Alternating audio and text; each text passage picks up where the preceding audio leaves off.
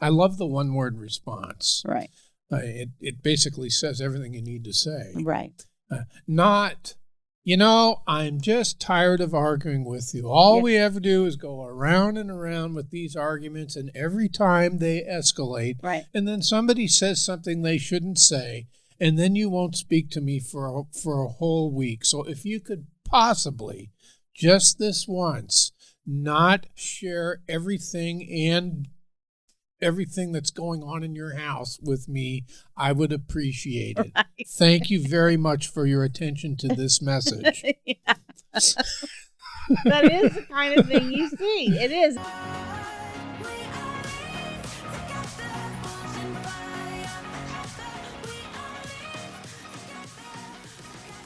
The thing is, when you're persuading people, or even when you're interacting, it's effective to be concise and be brief. And I think that's important to understand in several contexts. One of them is co-parenting communication. It's good to be brief when you're communicating.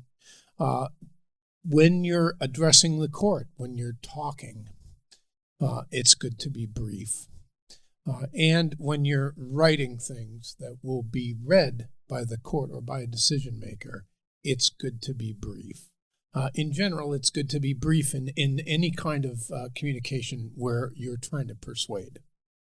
Well, and the irony in the co-parenting part of it is that the brevity, the lack of brevity, it tends to cause greater problems.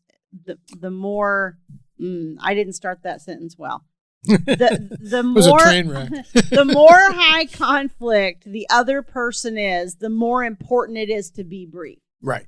Because the more high conflict personality you're dealing with on the other side, and the more you communicate, the more ammunition you're giving them to come back and try to twist and turn and use against you and put words in your mouth and all those kinds of things. Yeah, yeah.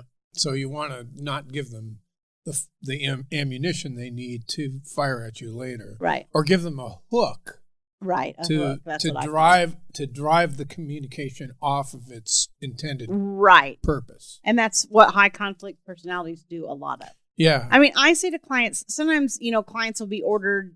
They're using Our Family Wizard or Talking Parents or some app, and they'll say, "Well, we have a court order that I have to respond within." 12 hours or 24 hours or whatever it is. And I say, okay, well, if it's just a bunch of, if you read through there and there's no question, there's no thing to answer, and it's just attacks of you or the situation or whatever, you can just write back and say, receive. Yeah. Or like Mr. Spock used to say, acknowledged. Right. Right. And I'm not going to argue with you. I'm going to decline the argument. It's really crazy how when I start working with clients and I start teaching them some of these principles, which brevity is one of the key ones, but you start teaching them these principles and then the communication starts to shift and the other person stops attacking them and they start not having anxiety every time they get a message and they start like knowing what to say and how to respond and having confidence in that. And it can shift your whole world, because that co-parenting interaction has a lot of impact on your day-to-day happiness. Yeah.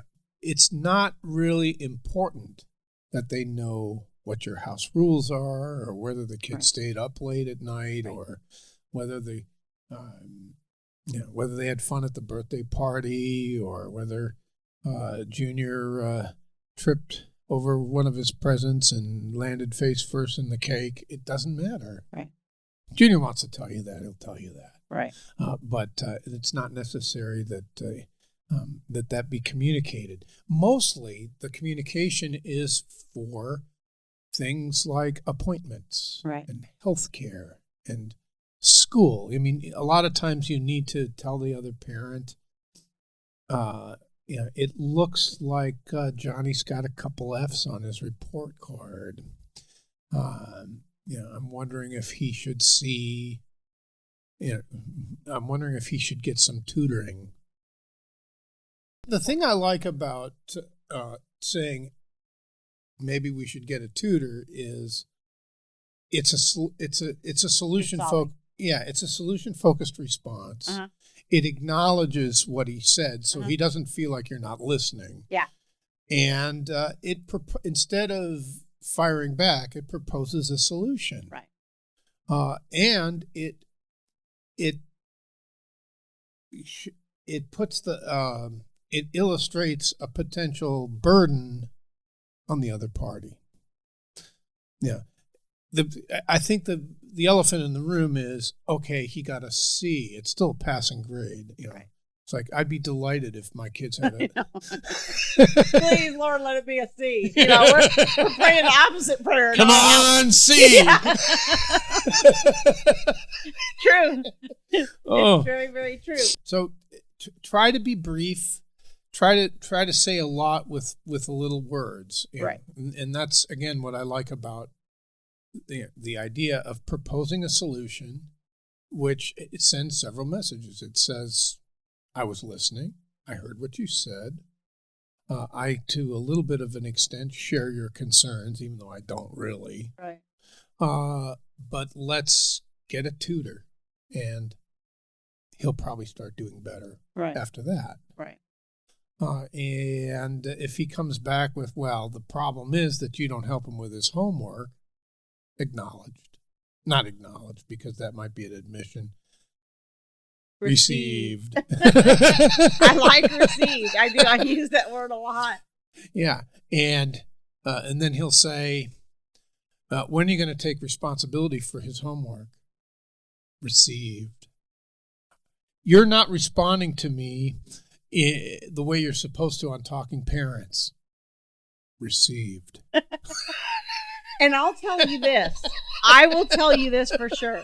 When you're dealing with a high conflict personality on the other side, like, narcissistic behaviors, bipolar, borderline, things that, and not all bipolars are like that, but a lot of them cycle. So they'll have periods where they're like that, but then periods where, they're calmer. And I think even with medication, there is usually some irregularity that's like beyond their control.